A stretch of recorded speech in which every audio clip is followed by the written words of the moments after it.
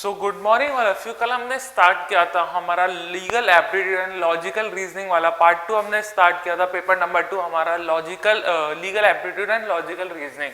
हम चैप्टर कर रहे थे इंडियन कॉन्ट्रैक्ट्स एक्ट 1872। हमने समझा था कॉन्ट्रैक्ट क्या होता है, एग्रीमेंट क्या होता है, ये हमने समझा। क्या समझा था कॉन्ट्रैक्ट में कि कोई भी एग्रीमेंट जो एनफोर्सिबल बाय लॉ हो हमारा, वो क्या बन जाएगा, एक कॉन्ट्रैक्ट बन जाएगा। और एग्रीमेंट की क्या डेफिनेशन थी, एग्रीमेंट क्या था, अ सेट ऑफ प्रॉमिस, यानी कि प्रॉमिस या सेट ऑफ प्रॉमिस जिसमें क्या होगा, बाइंडिंग होगी कंसिडरेशन दोनों के पार्ट से। ठीक है, ये था हमारा एग्रीमेंट। और इसी एग्रीमेंट को अगर हम लीगली कर ले, एनफोर्सेबल बाय लॉ करवा ले, तो ये हमारा कॉन्ट्रैक्ट फॉर्म हो जाता है। हमने ये पढ़ा था, याद है लास्ट क्लास में हमने ये पढ़ा था। फिर कॉन्सिक्वेंसेस, एग्रीमेंट्स क्या होता है, कौन से एग्रीमेंट्स, कुछ हमारे सोशल एग्रीमेंट्स होते हैं, वो कभी भी कॉन्ट्रैक्ट नहीं बनते, सब पढ़ा था ना। फिर लास्ट हमने यहाँ पर छोड़ दिया था essential elements of a valid contract. यहाँ से हमको स्टार्ट करना था कि एक वैलिड कॉन्ट्रैक्ट के क्या क्या एसेंशियल्स होते हैं, कि एक कॉन्ट्रैक्ट को वैलिड करने के लिए उसमें क्या क्या नेसेसिटीज होनी चाहिए, कि एसेंशियल कॉन्ट्रैक्ट, किसी भी कॉन्ट्रैक्ट को एसेंशियल बनाने के लिए क्या क्या चीजें जरूरी है वैलिड कॉन्ट्रैक्ट बनाने के लिए। फर्स्ट है an offer or proposal by one party and acceptance of that offer by another party resulting in an agreement consist ad idem। यानी कि एक ऑफर, यानी कि एक प्रपोजल एक आदमी के द्वारा दिया जाना और सेकंड पर्सन का उसको एक्सेप्ट करना, यही एक एग्रीमेंट होता है। एग्रीमेंट दो लोगों की मर्जी से होता है, यानी कि एक पहले ऑफर करेगा, दूसरा उसको एक्सेप्ट करेगा, यानी कि दोनों एक्सेप्ट कर रहे हैं, तभी एक हमारा एग्रीमेंट जो है वो फॉर्म होता है। Second है an intention to create legal relationship or an intent to have legal consequences। यानी कि अगर हमको एक वैलिड कॉन्ट्रैक्ट बनाना है तो हमको एक लीगल ऑब्लिगेशन क्रिएट करनी पड़ेगी, हमको एक लीगल रिलेशनशिप बनाना पड़ेगा दोनों के बीच, जिसको हम एनफोर्स कराएंगे लॉ के हिसाब से। और उसके लीगल कॉन्सिक्वेंसेस भी हो सकते हैं। अगर कोई एक पार्टी दोनों में से अपने पार्ट का काम पूरा नहीं कर रही, अपनी ऑब्लिगेशन फुलफिल नहीं कर रही, तो हम क्या कर सकते हैं, उस पर लीगल कॉन्सिक्वेंसेस ले सकते हैं। थर्ड है हमारा the agreement is supported by a lawful consideration. कल हमने बात करी थी, कोई भी कॉन्ट्रैक्ट वैलिड जब ही बनता है जब क्या होता है, उसमें जो कंसिडरेशन पार्ट रोल प्ले कर रही है, यानी कि जिस चीज के लिए हम कॉन्ट्रैक्ट कर रहे हैं वो हमेशा लॉफुल होनी चाहिए। फोर्थ है the parties to the contract are legally capable of contract, यानी कि जो दोनों पार्टीज हैं कॉन्ट्रैक्ट में वो क्या है, लीगली कॉन्ट्रैक्टिंग पार्टीज होनी चाहिए, यानी कि वो कैपेसिटी होनी चाहिए उनकी कॉन्ट्रैक्ट करने की, कैपेबल होनी चाहिए। फिफ्थ है genuine consent between the parties, यानी कि दोनों पार्टीज के बीच में प्रॉपर जेन्युइन कंसेंट होनी चाहिए। सिक्स्थ है the object and consideration of the contract is legal and not oppose to public policy, यानी कि जो भी आपका ऑब्जेक्ट है कॉन्ट्रैक्ट का और जो कंसिडरेशन है आपकी, वो हमेशा लॉफुल होनी चाहिए। ऐसा नहीं है कि पब्लिक के हिसाब से इलीगल हो, यानी कि कोई अगर दो लोग ड्रग्स का धंधा कर रहे हैं तो क्या वो लॉफुल कंसिडरेशन है या नहीं है, नहीं है ना, क्योंकि लॉ के हिसाब से क्या है, हमारे यहाँ पर ये सब चीजें ड्रग्स बैन है, यानी कि उन दोनों, अगर कोई ड्रग का बिजनेस कर रहा है तो वहां पर वो कॉन्ट्रैक्ट फॉर्म ही नहीं कर सकता, लॉफुल कॉन्ट्रैक्ट हो ही नहीं सकता, क्योंकि वहां पर क्या है, जो कंसिडरेशन है, जिस चीज का बिजनेस हो रहा है वो लॉ के हिसाब से इलीगल है, लॉफुल नहीं है वो चीज। नेक्स्ट है seven the terms of the contract are certain, यानी कि कॉन्ट्रैक्ट के जो भी टर्म्स होता है वो सर्टेन होने चाहिए, बिल्कुल क्लियर होने चाहिए दोनों पार्टीज को। Last the agreement is capable of being performed, it is not impossible of being performed, यानी कि सबसे इंपॉर्टेंट बात है, जो कॉन्ट्रैक्ट के लिए आप जो आप कॉन्ट्रैक्ट कर रहे हैं वो पॉसिबल होना चाहिए कि वो परफॉर्म हो पाए। ऐसा नहीं है कि आप ऐसा कॉन्ट्रैक्ट करें जिसको कंप्लीट करना पॉसिबल ही नहीं है, समझ रहे हैं। मैं कह रहा हूं कि हम दोनों के बीच कॉन्ट्रैक्ट हो रहा है कि मैं बारिश करवा दूंगा, अरे बारिश कोई करा सकता है कि आपके कंट्रोल में है नहीं, आप ऐसा कॉन्ट्रैक्ट कर ही नहीं सकते जो पॉसिबल ही नहीं है। भाई ऐसा कॉन्ट्रैक्ट करो ना जो पॉसिबल हो, ठीक है। तो हम जो भी कॉन्ट्रैक्ट कर रहे हैं उसका जो एग्रीमेंट है वो पॉसिबल होना चाहिए, इम्पॉसिबल एग्रीमेंट हम नहीं कर सकते हैं।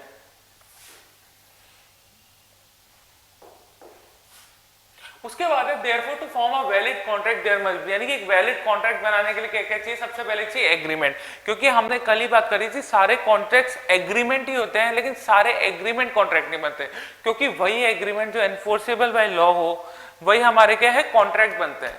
Just a second.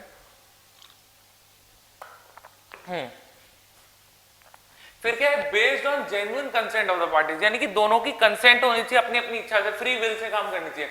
Supported by lawful consideration, हमने बात करी कि कॉन्ट्रैक्ट जो भी होगा उसमें कंसिडरेशन जो होगी लॉफुल होगी, यानी कि लॉ के हिसाब से वो सही होना चाहिए, इलीगल नहीं होनी चाहिए। फिर क्या है, made for a lawful object, एक लॉफुल पर्पस के लिए होनी चाहिए। फिर लास्ट है बिटवीन द कॉम्पिटेंट पार्टीज, यानी कि कॉम्पिटेंट पार्टीज, जो पार्टीज इतनी कॉम्पिटेंट है कि वो जो एग्रीमेंट या कॉन्ट्रैक्ट उनके ऊपर हो रहा है दोनों के बीच में, वो कॉम्पिटेंट है कि वो कॉन्ट्रैक्ट को फुलफिल कर पाएंगे, यानी कि उसको छोड़ नहीं देंगे बीच में। ठीक है, जैसे एग्जांपल गिवन है, there is an agreement with the term that A will provide 50 kg of wheat at a price of 50 kg more than rupees 50 per kg, price of more than rupees 50 per kg. An agreement cannot be made on ambiguous terms, therefore this agreement is not valid. Question फिर से समझिए, there is an agreement with the term that A will provide 50 kg of wheat on a price of more than rupees 50 per kg, यानी कि 50 पर KG से ज्यादा की price पे देगा। ये कोई टर्म ही नहीं हुआ ना एग्रीमेंट का, क्लियर टर्म ही नहीं है, हमको समझ में ही नहीं आ रहा, यानी कि ये एग्रीमेंट जो है एम्बिगस फॉर्म में है, ये कॉन्ट्रैक्ट हमारा वैलिड कॉन्ट्रैक्ट नहीं बनेगा, क्योंकि यहाँ पर जो है टर्म्स क्लियर नहीं है कि एग्जैक्ट कितने प्राइस में हमको राइस परचेज करने मिलेगा, यानी कि टर्म्स हमारे ऑफर की बिल्कुल क्लियर होनी चाहिए, नहीं तो हमारा जो एग्रीमेंट है वो वॉइड हो जाता है, वैलिड कॉन्ट्रैक्ट नहीं माना जाता। नेक्स्ट चीज आती है ऑफर और प्रपोजल एंड एक्सेप्टेंस, यानी कि ऑफर क्या हुआ, प्रपोजल क्या हुआ, एक्सेप्टेंस क्या हुआ। अब हम समझे, हम एग्रीमेंट में बात कर रहे हैं कि एग्रीमेंट दो लोगों के बीच होगा, एक आदमी प्रॉमिस करेगा, सेट ऑफ प्रॉमिसेस होंगे, तो ये प्रॉमिस होता क्या है भाई, मैंने राम को कहा था, कल का एग्जांपल हम लेते हैं, मैंने क्या कहा था, राम को कहा था, यानी कि ये मैं हो गया मी और ये हो गया राम, ठीक है। हमने क्या कहा था, हमने कॉन्ट्रैक्ट करा था किस चीज के लिए, बुक परचेज करने के लिए ₹50 की, कि मैंने कहा था कि राम को मैं बुक दूंगा, राम ने कहा कि मुझे बुक चाहिए, मैंने कहा मैं ₹50 में आपको एक बुक प्रोवाइड कर दूंगा, तो राम और मेरे बीच में बात हुई, यानी कि राम ने मुझे ऑफर दिया कि मैं आपको ₹50 दूंगा, क्या आप मुझे अपनी बुक देंगे, ऑफर आया ना पहले मेरे पास, फिर क्या है, उस ऑफर को मैंने एक्सेप्ट करा, हाँ, यानी कि ऑफर क्या होता है, जो आपके पास सामने से आ रही कि वन पार्टी, दोनों में से कोई भी एक पार्टी तो ऑफर देगी ना, या तो मैं ऑफर करूं सामने से, या राम ने मुझे ऑफर करा कि मुझे बुक खरीदनी है इतने पैसों में, है ना, यानी कि one of the early steps in the formulation of a contract lies in arriving at an agreement between the contracting parties by means of an offer and acceptance, यानी कि एग्रीमेंट या कॉन्ट्रैक्ट फॉर्म करने के लिए सबसे जरूरी है पहले ऑफर एंड एक्सेप्टेंस हो, यानी कि पहले मैं ऑफर दूंगा, कोई भी एक पार्टी ऑफर देगी, ऑफर देने के बाद सामने वाली पार्टी का एक्सेप्टेंस करना भी तो जरूरी है, तभी एक एग्रीमेंट फॉर्म होता है, क्योंकि दोनों पार्टी का free will say, free consent से पार्ट लेना ही तो इंपॉर्टेंट है, यानी कि एक आदमी ऑफर देगा, जब दूसरी पार्टी उसको एक्सेप्ट करेगी तभी तो एक एग्रीमेंट हमारा बनेगा। दस when one party makes a definite proposal to another party, यानी कि जो ऑफर देगा वो कौन कहलाएगा, हमारा ऑफरर, यानी कि मैंने अगर ऑफर दिया सामने वाले को तो मैं ऑफरर हूं, मैं ऑफर कर रहा हूं सामने वाले को, और ऑफरी कौन सा हो गया, जो सामने वाला पर्सन है जिसको ऑफर दिया जा रहा है, वो है क्या है, वो है ऑफरी हमारा, अदर पार्टी हमेशा ऑफरी रहेगी। एंड द ऑफरी एक्सेप्टेड, यानी कि अगर ऑफरर ने ऑफर दिया और ऑफरी क्या करिए, उसको एक्सेप्ट करिए entirely without any qualification, there is a meeting in the minds of the parties and the contract comes into being assuming that all the elements are also present, यानी कि पहले क्या करेगा, ऑफरर ऑफर पेश करेगा, फिर offeree देखेगा कि उसकी फ्री विल है, विश है, उसकी इच्छा है, तो ऑफर को एक्सेप्ट करेगा, अगर वो एक्सेप्ट करेगा तभी एक एग्रीमेंट फॉर्म होता है। A proposal is also termed as an offer, यानी कि प्रपोजल भी ऑफर ही होगा। प्रपोजल क्या हुआ, आपने एक प्रस्ताव रखा, यानी कि प्रपोजल रखा, यानी कि वो ऑफर ही हुआ हमारा। The word proposal is synonym with the English word offer. An offer is a proposal by one person. अब ऑफर की डेफिनेशन क्या है, static definition. An offer is a proposal by one party, यानी कि offer का मतलब क्या हुआ, प्रपोजल किया एक पार्टी ने, whereby he expresses his willingness to enter into a contractual obligation, यानी कि वो अपनी इच्छा व्यक्त कर रहा है, अपनी इच्छा बता रहा है कि मुझे कॉन्ट्रेक्चुअल ऑब्लिगेशन में आना है, in return for a promise, यानी कि मैं आपके साथ एक कॉन्ट्रेक्चुअल ऑब्लिगेशन में आना चाहता हूं, बदले में मैं आपको क्या प्रॉमिस करता हूं, एक्ट और forbiddance. Section 2 subsection A of the Indian contract act defines proposal और ऑफर एज, अब लॉ के सबसे क्या डेफिनेशन है वो हम समझे, when one person signifies to another his willingness to do और abstain from doing anything with a view to obtaining the assent of the other to such act absenteeism, he is said to make a proposal, यानी कि जहां पर एक आदमी के सामने वाले को ऑफर कर रहा है कि आप ये काम करेंगे क्या, इसके लिए मैं क्या है ऑब्लिगेशन, कॉन्ट्रेक्चुअल ऑब्लिगेशन हम लोगों के बीच बनाना चाह रहा हूं कि क्या आप ये काम करेंगे, ये काम नहीं करेंगे। मैंने क्या बताया था, फॉरबिडेंस टू एक्ट, यानी कि कई बार हम कॉन्ट्रैक्ट इस चीज का भी करते हैं कि सामने वाला जो काम कर रहा है वो नहीं करेगा आगे, एग्जाम्पल दिया था ना मैंने जियो का, यानी कि फॉरबिडेंस, हम उनको मना कर रहे हैं काम करने के लिए। तो कॉन्ट्रैक्ट हमको समझ में आया, the person making the proposal और offer is called the proposer. जो ऑफर दे रहा है, जो ऑफरर है, वो हमारा हो गया प्रपोजर और offeror, and the person whom the proposal is made is called the offeree. यानी कि जिसको ऑफर दिया जाएगा वो ऑफरी है और जो ऑफर देगा वो ऑफरर है। यानी कि ऑफरर कौन हो गया? प्रेजेंटर, यानी कि जिसने प्रपोजल दिया वो हुआ ऑफरर, और ऑफरी यानी कि जिसके प्रपोजल मिला, यानी कि जिसको प्रपोजल मिला वो कौन हुआ? हमारा ऑफरी। तो क्लियर रखेंगे ऑफरर कौन है, ऑफरी कौन है। प्रॉमिसर और ऑफरर एक है, प्रॉमिसी और ऑफरी एक चीज है, ठीक है। तो नेक्स्ट चीज हम बात करें रूल्स गवर्निंग ऑफर्स, यानी कि जो हमारा ऑफर बन रहा है वो किन रूल्स के हिसाब से बनेगा। कुछ रूल्स एंड रेगुलेशन से, गाइडलाइंस से जो बाइंड करती है कि किस तरीके से कोई रूल फॉर्म होगा, यानी कि ऑफर किस तरीके से दिया जाएगा। A valid offer must comply with the following rules, यानी कि 4 रूल्स है। अगर कोई भी ऑफर हमको वैलिडली देना है तो उसमें चारों पॉइंट्स का ध्यान रखना है। फर्स्ट है, an offer must B clear, definite, complete and final. It must not be vague. For example, A promised to pay an increased price for a horse if it proved lucky to the promiser. It is too vague and is not binding. यानी कि एक offer क्या होता है? An offer must B clear, definite, यानी कि जब भी आप एक प्रपोजल दे रहे हैं तो बहुत क्लियर होना चाहिए, बहुत डेफिनेट होना चाहिए, कंप्लीट होना चाहिए, फाइनल होना चाहिए। यानी कि हम गाड़ी के शोरूम में जा रहे हैं तो गाड़ी के शोरूम में हम जाके कहते हैं गाड़ी की प्राइस क्या है, वो कहेगा सर 10 लाख रुपए की। तो क्या हुआ? क्लियर उसने बताया सर 10 लाख रुपए की, मैंने बताया मुझे गाड़ी चाहिए, उसने क्लियर कहा सर 10 लाख रुपए की गाड़ी है, आपको अवेलेबल इस दिन होगी, पूरी क्लियर उसने मुझे डिटेल्स दी, यानी कि क्लियर था वो, मैंने अपने पार्ट से क्लियर हुआ, वो डेफिनेट था कि हाँ सर इस दिन आपको मिल जाएगी, ये पेमेंट टर्म्स है, आप पेमेंट दे देंगे, हम आपको गाड़ी दे देंगे, यानी कि सब कुछ क्लियर था। लेकिन एग्जांपल दिया है, जैसे for example a promise to pay an increase price for horse, यानी कि इसमें एक एग्जांपल गिवन है कि एक हॉर्स है, यानी कि ए बी के पास गया, मुझे एक हॉर्स चाहिए, लेकिन बी ने पता क्या कहा? बी ने कहा कि मैं आपको हॉर्स दे तो दूंगा, promise to pay an increase price for horse if it proves lucky to promisor. यानी कि ए बी के पास गया, मुझे हॉर्स खरीदना है, लेकिन ए ने क्या कहा? अगर आपका घोड़ा अच्छा हुआ ना तो मैं आपको ज्यादा प्राइस दूंगा। ये कोई बात हुई क्या? अगर वो अच्छा चला तो मैं प्राइस दूंगा, ऐसा नहीं होता।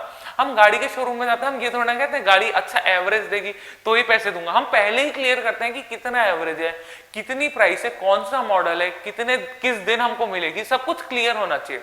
तो सबसे जरूरी चीज है ऑफर के बारे में कि वो क्लियर होना चाहिए, डेफिनेट होना चाहिए, कंप्लीट होना चाहिए और फाइनल होना चाहिए, उसमें बाद में चेंजेस नहीं करने होते कॉन्ट्रैक्ट में। सेकेंड है, an offer must be communicated to the offeree. भाई सबसे जरूरी चीज है कि जो आप ऑफर कर रहे हैं, प्रपोजल कर रहे हैं, वो ऑफरी को क्लियरली कम्युनिकेट करें, यानी कि अपना ऑफर सही से आप एक्सप्लेन करें ऑफरी को। An offer becomes effective only when it has been communicated to the offeree so as to give him an opportunity to accept or reject the same. यानी कि सबसे पहले आपको प्रॉपर्ली कम्युनिकेट करना पड़ेगा ऑफरी को कि आपका ऑफर क्या है, जिससे वो एक्सेप्ट करे या रिजेक्ट करे आपका ऑफर। भाई ऑफर आप एक्सेप्ट भी कर सकते हैं, रिजेक्ट आपकी इच्छा है, फ्री विल है, आपकी फ्री कंसेंट है। मुझे ये बात पसंद है तो ही मैं करूंगा, नहीं पसंद नहीं करूंगा, ठीक है।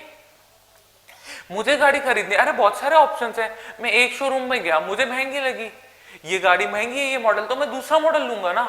क्लियर कम्युनिकेशन होना चाहिए ऑफरी के पास। अगर आप प्रपोजल दे रहे हैं तो क्लियरली समझ में आना चाहिए। मैं कहूंगा मेरा 10 लाख का गाड़ी का बजट है गाड़ी के शोरूम में, तो सेल्समैन को समझ में आना चाहिए कि मुझे 10 लाख की गाड़ी नहीं करनी। अगर वो 20 लाख की दिखाएगा तो मैं रिजेक्ट कर दूंगा ना। तो क्लियरली कम्युनिकेट करना पड़ेगा दोनों को, यानी कि अगर कोई प्रपोजल हम मेड कर रहे हैं कि हम बुक बेचने का किसी भी चीज का प्रपोजल कर रहे हैं, तो प्रॉपर्ली कम्युनिकेट करना है हमको ऑफरी को कि वो एक्सेप्ट या रिजेक्ट कर सके ऑफर।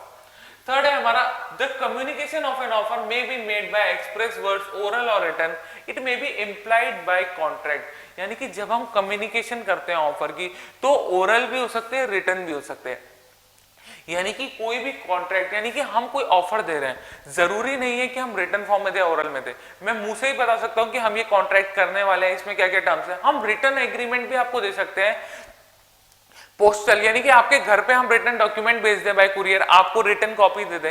यानी कि ओरल भी हो सकता है, रिटन भी हो सकता है, कॉन्ट्रैक्ट दोनों तरीके से हो सकता है ऑफर। और इंप्लाइड बाय कॉन्ट्रैक्ट कई बार क्या होता है, ऑफर जो है विद कंडीशन आता है, यानी कि इंप्लाइड बाय कॉन्ट्रैक्ट यानी इंप्लाइड बाय कंडक्ट, यानी कि कई बार हम कोई कंडीशन के साथ भी आपको ऑफर दे सकते हैं। और डी पॉइंट है, the communication of the offer may B general और स्पेसिफिक।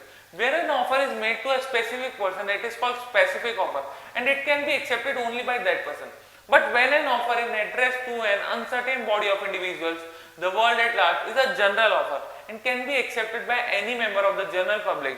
यानी कि कम्युनिकेशन जो है, यानी कि जो मैंने बताया ऑफर हम कम्युनिकेट करेंगे, वो स्पेसिफिक भी हो सकता है और जनरल भी हो सकता है। स्पेसिफिक का मतलब, मान लीजिए मैंने कहा मुझे ये गाड़ी बेचनी है, या मान लीजिए मैंने ये कहा मेरे को ये बुक बेचनी है, लेकिन मैं सिर्फ राम को ही बेचूंगा। अब मैंने कहा कि मैं सिर्फ राम को ही बेचूंगा, तो ये स्पेसिफिक हो गया ना कि सिर्फ राम आदमी ही आके मेरे से ये बुक खरीद सकता है। लेकिन मैं कहूं कि मुझे ये बुक बेचनी है, तो स्पेसिफिक है, वो जनरल है कि मैं मार्केट में मेरी बुक ला रहा हूं, कोई भी है जिसको मेरी बुक पसंद है वो खरीद लेगा, जिसको इंटरेस्ट हो खरीद लेगा। लेकिन अगर मैंने स्पेसिफिक कह दिया कि मुझे ये बुक राम को ही बेचनी है, यानी कि राम नाम का आदमी आएगा वही ये बुक खरीद सकता है। लेकिन अगर मैं कहूं ये मेरी बुक है, मार्केट में मैंने दुकान पे लगाई, आप कोई भी आके, यानी कि इन जनरल कोई भी आके जिसकी इच्छा है, जिसका इंटरेस्ट है, वो बुक खरीद सकता है। यानी कि कम्युनिकेशन कई बार जनरल भी होता है, कई बार स्पेसिफिक भी होता है कि पर्टिकुलर हम किस पर्सन को टारगेट कर रहे हैं, किसके लिए हम ऑफर ला रहे हैं। उसके बाद है लैप्स ऑफ ऑफर। लैप्स का मतलब क्या हुआ कि छूट गया। लैप्स का मतलब हमने छोड़ दिया, यानी कि कब हम मान लेंगे कि ऑफर हमारा जो है हमने रिजेक्ट कर दिया या लैप्स कर दिया, छोड़ दिया। Section C deals with the various modes of lapse, यानी कि सारी मोड्स हैं जहां पर हम क्या है, हमारा ऑफर लैप्स कर रहे हैं, हम छोड़ रहे हैं। अगर it is not accepted within the specified time or after the reasonable time if none is specified, यानी कि मान लीजिए मुझे एक ऑफर मिला, ठीक है, मेरे को किसी ने किसी चीज का ऑफर किया, यानी कि ए ने बी को कुछ ऑफर किया, अब बी ने उसका कुछ जवाब ही नहीं दिया। एक टाइम पीरियड था कि आपको 2 महीने में उस चीज का जवाब देना है, लेकिन बी ने टाइम में जवाब ही नहीं दिया, यानी कि वो ऑटोमेटिकली क्या है, नॉट एक्सेप्ट हो जाएगा। एक टाइम पीरियड हम देते हैं, अगर वो टाइम पीरियड में सामने वाली पार्टी उस चीज को एक्सेप्ट नहीं करी, इसका मतलब उसको कॉन्ट्रैक्ट ऑफर एक्सेप्ट ही नहीं करना, तो हम क्या समझ लेंगे कि उसने क्या करा है, ऑफर को रिजेक्ट कर दिया है। Second, it is not accepted in the mode prescribed, or if no mode is prescribed in some usual and reasonable manner, example by sending a letter by mail when early reply was requested। यानी कि कई बार क्या होता है, अगर आपको offer का जवाब देना है तो उसमें लिखा होता है कि आप जल्दी से जल्दी रिप्लाई करें, तो अगर आप रिप्लाई नहीं करते हैं तो ये कम्युनिकेट हो गया ना कि आपको कॉन्ट्रैक्ट ऑफर एक्सेप्ट ही नहीं है। भाई अगर आपको ऑफर एक्सेप्ट था, हम जॉब पे जाते हैं, हम कंपनीज में अप्लाई करते हैं, तो कंपनीज ऑफर लेटर हमको भेजती है, तो ऑफर लेटर हमको एक्सेप्ट करना है, रिजेक्ट करना है, हमारे ऊपर होता है। अगर हम एक्सेप्ट करते हैं तो हमको हमारी एसेंट भेजनी पड़ती है सामने वाली कंपनी को। थर्ड है हमारा, just a second, The offeree rejects it by distinct refusal to accept it। कई बार क्या होता है, ऑफरी डायरेक्ट रिजेक्ट कर सकता है, रिफ्यूज कर सकता है, मुझे ऑर्डर एक्सेप्ट नहीं करना, तो उस केस में भी हमारा वो क्या है, ऑफर लैप्स हो जाता है। Either the offerer or the offeree dies before the acceptance, यानी कि हमारा जो ऑफरी था या ऑफर था, दोनों में से कोई एक मर जाता है एक्सेप्टेंस होने से पहले, तो कॉन्ट्रैक्ट ऑफर कंप्लीट कैसे होगा, एक्सेप्ट ही नहीं होगा। E है the acceptor fails to fulfill a condition precedent to an exception, यानी कि जो एक्सेप्टर है हमारा fails to fulfil a condition, यानी कि एक्सेप्टर जो था वो फेल कर जाता है, कोई भी कंडीशन जो हमारे ऑफर में थी उसको फुलफिल नहीं कर पाता है अपनी एसेंट देने से पहले।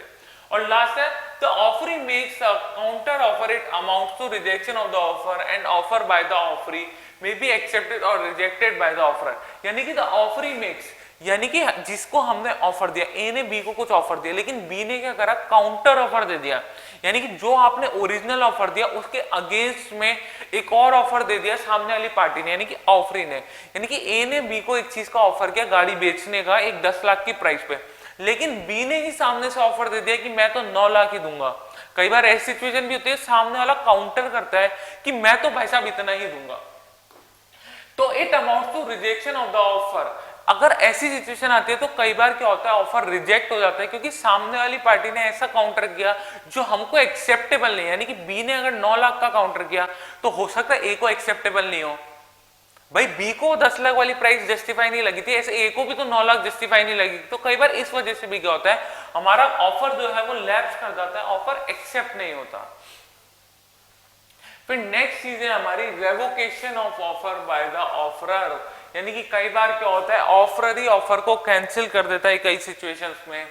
फर्स्ट है an offer may B revoked bye the offeror at any time before acceptance, यानी कि रेवोकेशन का मतलब वो कैंसिलेशन, इसका मीनिंग आप यहां पर लिख लीजिए, रेवोकेशन का मतलब हुआ कैंसिलेशन।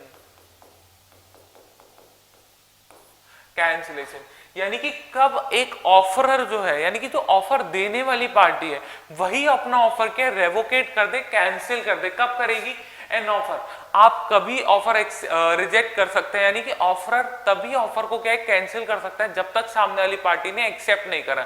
यानी कि ए ने बी को कहा, एक ऑफर दिया कि आप 10 लाख की गाड़ी खरीदेंगे क्या, मारुति डिजायर मेरे पास है, आप उसको 10 लाख में खरीदेंगे क्या?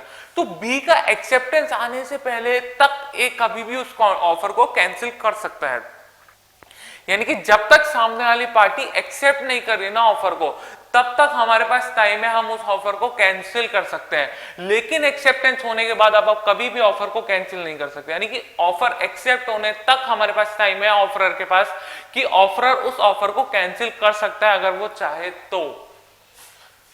Second है revocation must be communicated to the offeree as it does not take effect until it actually communicated to the offeree।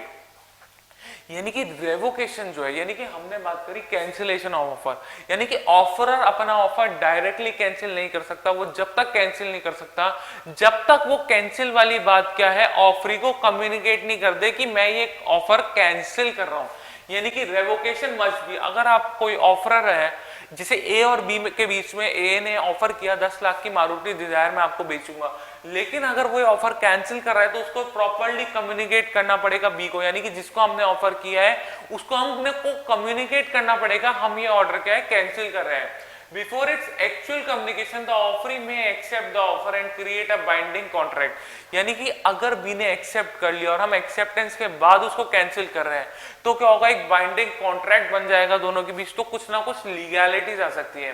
तो रेवोकेशन जो है आपको कम्युनिकेट करना पड़ता है ऑफरी को उसके एक्सेप्ट करने से पहले। अब थर्ड पॉइंट क्या है, an offer to keep open for a specified time is not binding unless it is supported by consideration।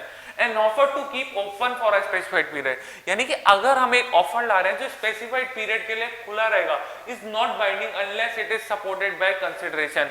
कोई भी ऑफर ओपन नहीं रहेगा जब तक उसमें कोई कंसिडरेशन नहीं होगी, क्योंकि हमने कहा था ये मस्ट है, कोई भी एग्रीमेंट और कॉन्ट्रैक्ट किसके भी आपके होता है, एक एग्रीमेंट जब भी होता है कंसिडरेशन बहुत इंपॉर्टेंट है, किस चीज के लिए हम उस ऑफर को एक्सेप्ट कर रहे हैं रिजेक्ट कर रहे हैं उस एग्रीमेंट में आ रहे हैं, तो कंसिडरेशन होना बहुत जरूरी है।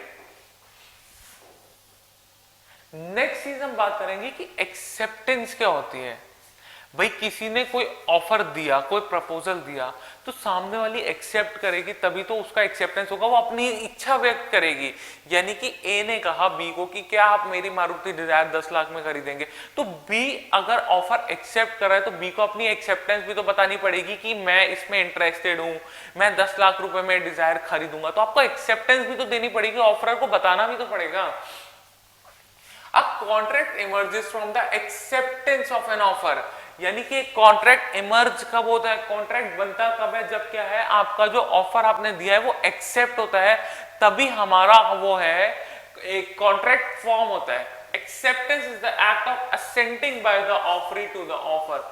यानी कि ऑफर का एक्सेप्टेंस का मतलब क्या, एक्सेप्टेंस का मतलब हुआ जो ऑफरी है जिसको हमने ऑफर दिया था वो अपनी एसेंट दे रहा है, अपनी हाँ कर रहा है कि मैं इस पर्टिकुलर एग्रीमेंट के लिए या पर्टिकुलर ऑफर के लिए एक्सेप्ट करता हूं, मेरी इच्छा है कि मैं इसमें आऊं, मैं एग्री करता हूं। यानी कि under section 2 subsection B of the contract act. अब ये जो 2 ब्रैकेट बी है, अब इसको रीड कैसे करते हैं, इसको रीड ऐसे करते हैं 2 सबसेक्शन बी, यानी कि जहां पर एक नंबर के बाद, यानी कि हमको लिखा है सेक्शन 2 सबसेक्शन बी, यानी कि जो ब्रैकेट में आ जाता है उसको हम रीड करते हैं सब सेक्शन, यानी कि सेक्शन 2 के अंदर का सेक्शन बी की हम बात कर रहे हैं। ठीक है, कॉन्ट्रैक्ट एक्ट में ना person to whom the proposal is made signifies his assent there to the proposal said to be accepted। A proposal when accepted becomes a promise। यानी कि जब एक प्रपोजल जो है वो एक्सेप्ट हो जाता है, इसका मतलब क्या है, वो प्रॉमिस बन गया।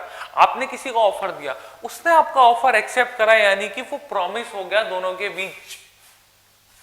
अब हम बात करें रूल्स गवर्निंग एक्सेप्टेंस, यानी कि एक्सेप्टेंस जो है उसके लिए क्या क्या रूल्स हैं कि एक्सेप्टेंस को गवर्न करते हैं कि ये किस तरीके से वर्क करेगा।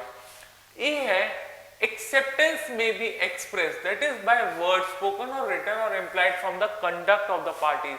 यानी कि जो एक्सेप्टेंस है वो एक्सप्रेस हो सकता है या तो वर्ड से या रिटर्न, यानी कि आप कोई चीज कोई ऑफर का एक्सेप्टेंस कर रहे हैं तो आप वर्ड्स में भी कर सकते हैं, यानी कि ओरली कर दिया कि सामने वाले ने ऑफर दिया मेरे को मुंह ज़बानी, मैंने उसको कहा हाँ मैं इसके लिए एग्री करता हूँ, यानी कि ओरली हो गया।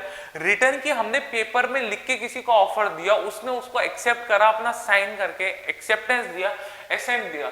From the conduct of parties, यानी कि पार्टीज के ऊपर है, वो अपनी इच्छा है कि किस तरीके से वो ऑफर को एक्सेप्ट करना चाह रही है।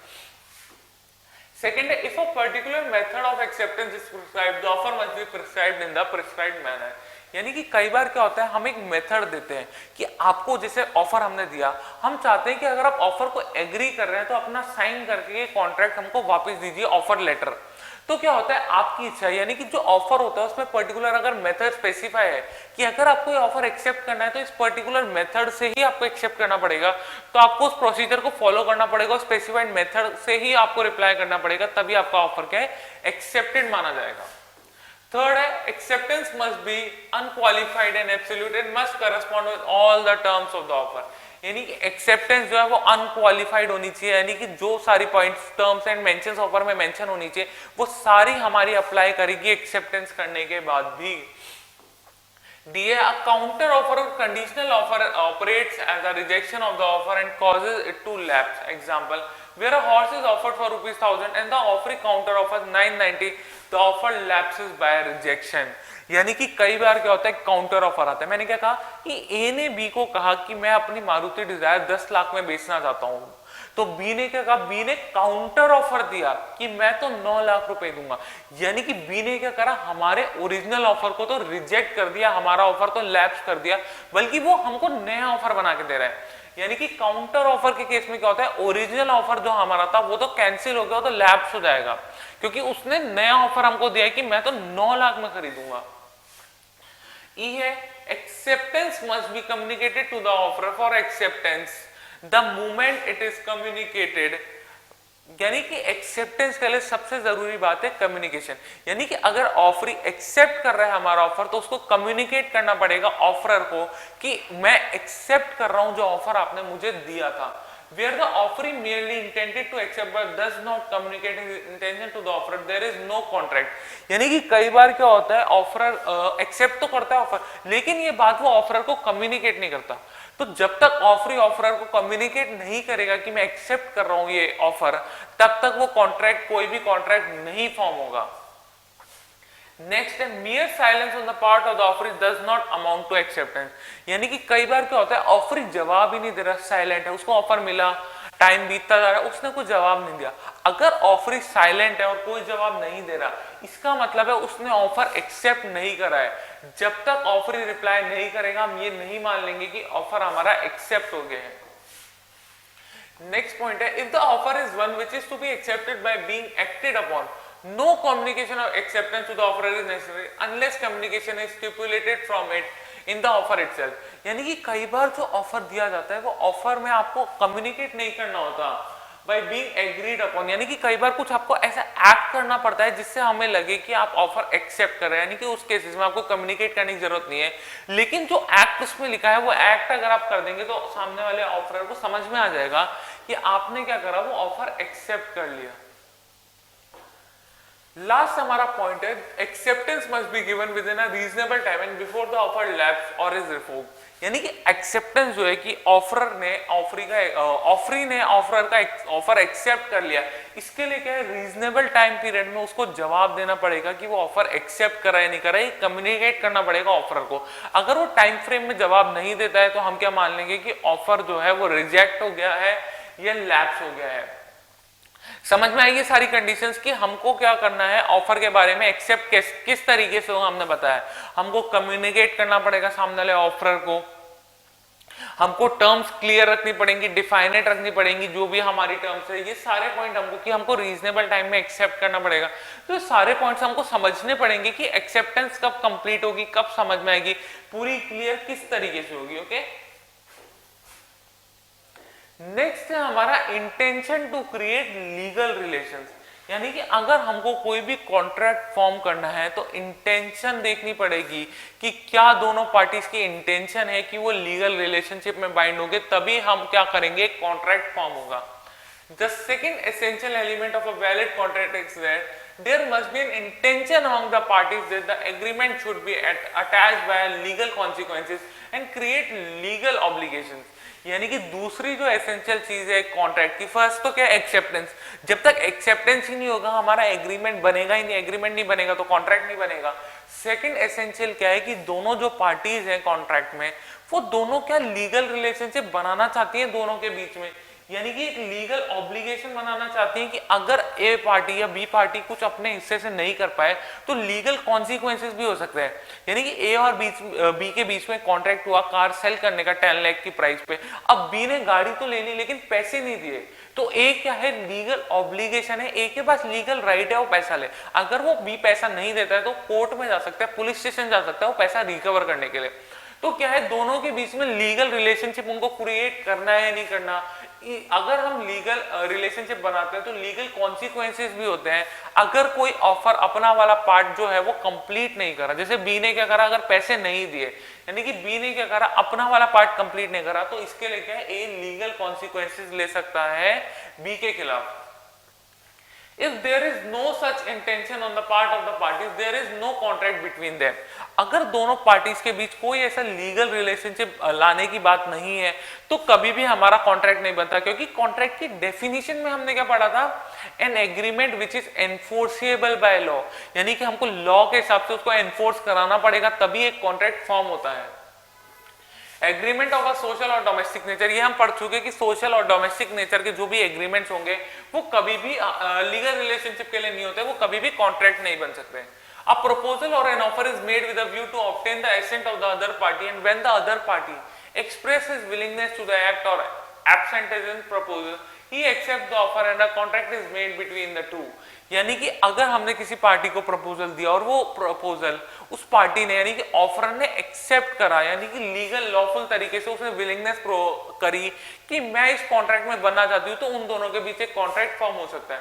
But both the offer and acceptance must be made with the intention of creating legal relations between the parties. यानी कि दोनों पार्टीज के बीच इंटेंशन होना चाहिए कि दोनों को एक दूसरे के बीच लीगल रिलेशनशिप बनाना है, तभी एक कॉन्ट्रैक्ट फॉर्म होगा. क्योंकि हमने क्या कहा एनफोर्सेबल बाय लॉ होना चाहिए हमारा कॉन्ट्रैक्ट बनाने के लिए. For example, if two persons agree to assist each other by rendering advice in the pursuit of virtue, science or art, it cannot be regarded as a contract. In commercial and business agreements, the presumption is usually that the parties intended to create legal relations.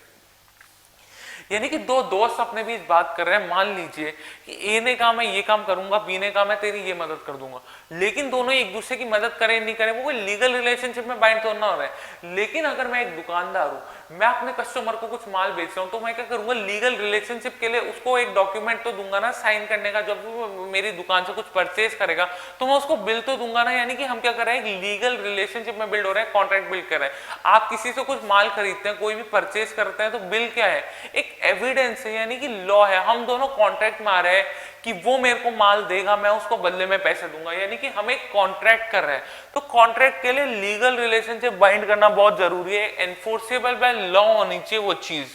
Okay, सो आज हमने समझा कि acceptance क्या होता है, proposal क्या होता है, ऑफर क्या होता है. फिर हमने समझा कि एसेंशियल्स क्या होता है हमारे वैलिड कॉन्ट्रैक्ट के.